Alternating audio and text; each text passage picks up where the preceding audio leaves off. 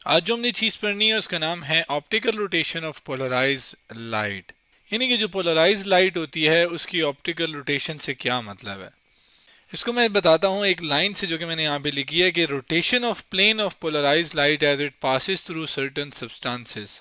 मतलब क्या कि अगर आप एक पोलराइज लाइट, जैसे कि ये लाइट जो है वो पोलराइज है, यहाँ से लाइट आ रही है उसको हमने पोलराइज कर दी है, और वो पोलराइज लाइट जब एक किसी सब्सटेंस से गुजर जाती है तो उसके अंदर एक रोटेशन, यानी वही पोलराइज प्लेन जो है वो रोटेट कर जाता है किसी एंगल के साथ। तो इस चीज़ को, इस फिनोमिना को हम ऑप्टिकल रोटेशन कहते हैं। अब यहाँ पर जो इसको मैं पोलराइज लाइट कह रहा हूँ इससे क्या मतलब है। इस बात को पोलराइजेशन ऑफ लाइट के अंदर असल में बेसिकली हम पढ़ चुके हैं, जो कि पोलराइजेशन ऑफ लाइट से क्या मतलब है कि आप एक लाइट को, रोशनी जो आ रही होती है उसको एक सिंगल प्लेन के ऊपर रिस्ट्रिक्ट कर दो। मतलब कि अगर आप एक रोशनी के बारे में बात करें तो हमें पता है कि रोशनी के अंदर दो प्लेन्स होते हैं, एक जो कि इलेक्ट्रिक फील्ड का होता है, दूसरा जिसके अंदर इलेक्ट्रिक फील्ड ऑसिलेट कर रही होती है ऊपर नीचे, जबकि एक होता है मैग्नेटिक फील्ड जो कि हॉरिजॉन्टली ऑसिलेट कर रही होती है। लेकिन अगर आप क्या कर दो, उसके सामने कुछ ऐसी चीज, एक फिल्टर रख दो, तो वो ऐसे फिल्टर रख लो कि वो हॉरिजॉन्टल प्लेन को गुजरने ना दे, सिर्फ वर्टिकल प्लेन को गुजरने दे, तो इस तरह की जो लाइट इस फिल्टर से पास हो जाएगी जिसके अंदर सिर्फ वर्टिकल प्लेन होगा, उसको फिर हम कहेंगे कि वो पोलराइज होगी है, यानी उसके अंदर सिर्फ एक प्लेन है बस। फिर उसके तरीके हमने बहुत पढ़े थे, चार तरीके हमने देखे थे, जैसे इंट्रोडक्शन पढ़ा था जिसमें सेलेक्टिव ऑब्जर्प्शन वाली चीज़ हमने बात की थी। तो आपके पास क्या है कि ये आपके पास वो मटेरियल होता है जो कि उस फिल्टर होता है जो कि उसको पोलराइज कर देता है। तो ये लाइट जो कि एक सिंगल प्लेन के ऊपर मुश्तमिल होती है इसे हम पोलराइज लाइट कहते हैं। तो इसका मतलब ये वाली जो चीज़ है ये पोलराइजिंग फिल्टर हो गया। चूंकि इस ऑप्टिकल रोटेशन वाले फिनोमिना को, इस प्रोसेस को एक और नाम ऑप्टिकल एक्टिविटी भी कहा जाता है, ये आप कह लें एक दूसरा नाम है इस ऑप्टिकल रोटेशन का। तो जो सब्सटेंस जिससे लाइट गुजर के वो उस एंगल, उस लाइन, पोलराइज लाइट की प्लेन को रोटेट करता है, उस सब्सटेंस को ऑप्टिकली एक्टिव सब्सटेंस कहते हैं, यानी ये उस सब्सटेंस या उस मटेरियल का नाम है। जबकि यहाँ पे ये वो एंगल थीटा है जिसको मैं ये थीटा लिख रहा हूँ, ये वो एंगल ऑफ रोटेशन है जिस एंगल के साथ आपके पास ये जो लाइट है ना वो रोटेट, लाइट जो पोलराइज लाइट है वो रोटेट हुई है। फिर यहाँ पे एक और फिल्टर है जो कि जाहिर है अगर कोई लाइट जो है वो पोलर ऑप्टिकली एक्टिव सब्सटेंस से एंगल रोटेट नहीं हुआ उसका उसका प्लेन का, तो वो यूं सीधी गुजर जाएगी। लेकिन जिसका हो गया वो जाहिर है वो रिफ्लेक्ट, यानी आप कह लें इस फिल्टर के से पास नहीं होगी। तो ये भी बेसिकली एक पोलराइजिंग फिल्टर है। अब ये तो बेसिक्स थी, और एक इंस्ट्रूमेंट क्या चीज़ें क्या हो रही हैं ये चीज़ें हमने पढ़ ली, basics optical rotation of polarise light की। लेकिन ऐसा ऑप्टिकल रोटेशन जो एक सब्सटेंस, जो कि कोई भी मटेरियल हो सकता है, जिसकी एग्जांपल अगर मैं दूं तो डिफरेंट शुगर्स जो हैं वो भी ये काम करते हैं कि वो एक पोलराइज लाइट को रोटेट, उसका एंग प्लेन पोलराइज लाइट का जो, सॉरी, पोलराइज लाइट का जो प्लेन है वो रोटेट करवाती है। अमाइनो एसिड मुख्तलिफ हैं, टारटारिक एसिड जो हैं वो भी ये काम करते हैं।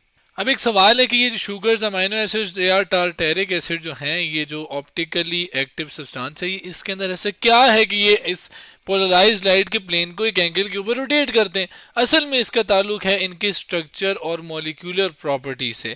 मतलब इनका जो स्ट्रक्चर होता है वो कुछ इस तरीके से होता है कि जब ये लाइट, जिसका जो प्लेन है, वो जब इससे, इसके स्ट्रक्चर के अंदर जो इलेक्ट्रॉन्स, मॉलिक्यूल्स मौजूद हैं उससे जब इंटरेक्ट करती हैं, तो उससे क्या होता है कि वो इंटरेक्शन के बाद ये जो प्लेन है इसका, ये आपके पास एक एंगल के साथ रोटेट कर लेता है।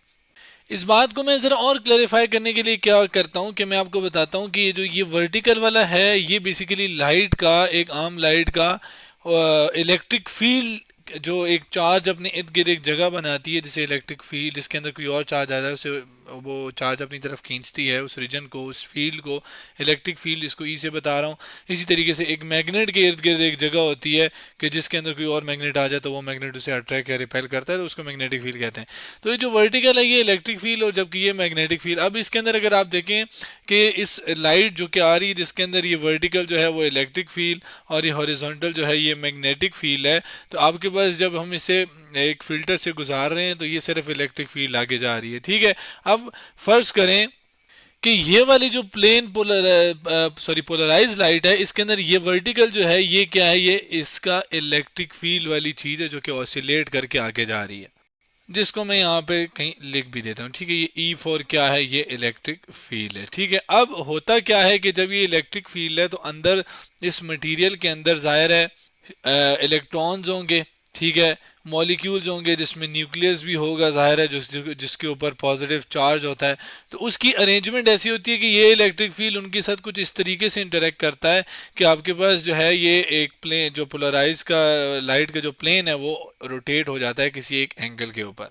अब इससे एक और बात भी समझ आती है क्या, कि फर्ज करें मैं शुगर मैंने यहाँ पे रखा हुआ है। ठीक है, शुगर का कोई सोल्यूशन रखा हुआ है। ठीक है, मतलब शुगर सोल्यूशन का मतलब ये है कि शुगर जो है कोई पड़ी हुई है और वो सोल्यूशन फॉर्म में, पानी लिक्विड की फॉर्म में पड़ा हुआ है। ठीक है, एग्जांपल दे रहा हूँ मैं।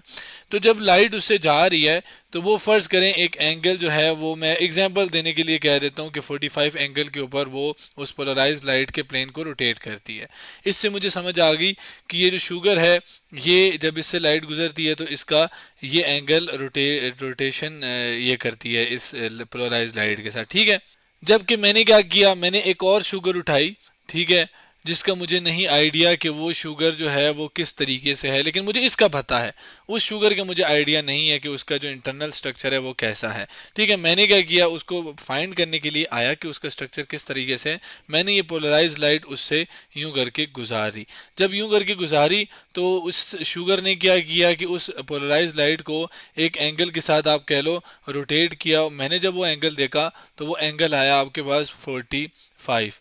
तो मुझे समझ आई कि यार ये तो ये वाला शुगर जो है, जो जिसको चलें शुगर 2 कह देते हैं, ये शुगर 1, तो ये वाला शुगर 2 जो है ये तो इसी तरीके से बिहेव कर रहा है जैसे ये कर रहा है। इसका मतलब कि इसका जो अंदर का जो स्ट्रक्चर है वो बिल्कुल इस जैसा होगा। इससे मुझे ये समझ आई कि असल में ये दो अलग अलग शुगर नहीं है, शुगर 1 2 नहीं है, ये दोनों सेम ही शुगर है। यानी इससे मैं क्या कर पा रहा हूँ, ऑप्टिकल रोटेशन से, ये जो ऑप्टिकल रोटेशन प्रोसेस है इससे मैं क्या कर पा रहा हूँ, एक मटेरियल के अंदर के इंटरनल स्ट्रक्चर के बारे में जान पा रहा हूँ। उसके अंदर जो मॉलिक्यूल का स्ट्रक्चर है, उसके अंदर जो प्रॉपर्टी है उसकी, वो मैं जान पा रहा हूँ। यानी इसकी एक एप्लीकेशन भी हमें समझ आ गई। इसकी एक एप्लीकेशन जो है वो आपके पास क्या है, use to determine the purity of a substance like sugar, कि आया वो एक शुगर या कोई भी सब्सटेंस जो है वो प्योर है या नहीं, उसको मुहैयर करने के लिए या उसको पता चलाने के लिए हम इस फिनोमेना का इस्तेमाल करते हैं। अब एक और बात जो कि मैं अगर जोड़ सकता हूँ वो ये कि फ़र्ज़ करें शुगर तो ज़ाहिर है मैंने इंडस्ट्री के अंदर बनाई ना, ये शुगर जब मैंने इंडस्ट्री के अंदर बनाई, मैंने चेक करना है कि यार ये जिस चीज़ से मिलकर मैंने बनाई है कि क्या वो जो चीज़ें, जो कंपोजिशन मैंने रखी थी वो ठीक साबित हुई है या नहीं। उसके लिए भी तो मैं यही काम कर सकता हूँ कि जो ठीक साबित हुई थी उसके साथ इसका कंपैरिजन करूँगा, कि उससे मैं उसके थ्रू ऑप्टिकल रोटेशन देख के एंगल चेक करूँगा, फिर इसके थ्रू देखूँगा क्या आया दोनों के एंगल ऑफ रोटेशन सेम है, तो उससे इंटरनल स्ट्रक्चर समझ आ जाएगा और मेरी कंपोजिशन भी मुझे पता चल जाएगी। यानी to ensure the correct composition of optically active substance in industries, हम इस जगह इस्तेमाल करते हैं। क्या मतलब कि हमें इंश्योर करना हो कि आया जो हमारी कंपोजिशन है वो करेक्ट है या नहीं, किसकी, ऑप्टिकली एक्टिव सब्सटेंसेस की, इंडस्ट्रीज के अंदर, तो हम इसके लिए फिर ऑप्टिकल रोटेशन का इस्तेमाल करते हैं। अब ये जो मैं तो यहाँ पे बैठे अंदाजे लगा रहा हूँ कि ये एंगल 45 है, यहाँ पर ये एंगल कुछ भी हो सकता है। ठीक है, लेकिन इसके लिए एक प्रॉपर डिवाइस होती है, वो डिवाइस का नाम है जिसको हम बुलाते हैं पोलरीमीटर, जो कि एक ऐसी डिवाइस है जो कि मैयर करती है किस चीज़ को, रोटेशन को। Device use to measure the rotation.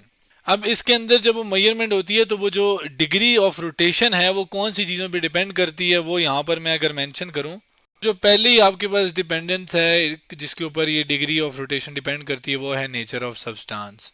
यानी कि मटेरियल जो हम इस्तेमाल करें उसकी नेचर क्या है। नेचर से यहाँ मतलब है कि उसका इंटरनल स्ट्रक्चर कैसा है। जबकि दूसरी अगर मैं बात करूँ फैक्टर जिसके ऊपर डिपेंड करेगी डिग्री, वो है कंसंट्रेशन ऑफ द सॉल्यूशन। यानी जो आप एक मटेरियल इस्तेमाल कर रहे हो ना, वो कितनी मिकदार में है, ज़्यादा है, कम है, उसकी वो क्या है, कंसंट्रेशन क्या है। तो ये दो मेन फैक्टर हैं जो कि हमारे पास रोटेशन, डिग्री ऑफ रोटेशन को जिसके ऊपर वो चीज़ डिपेंड करती है, डिग्री ऑफ रोटेशन।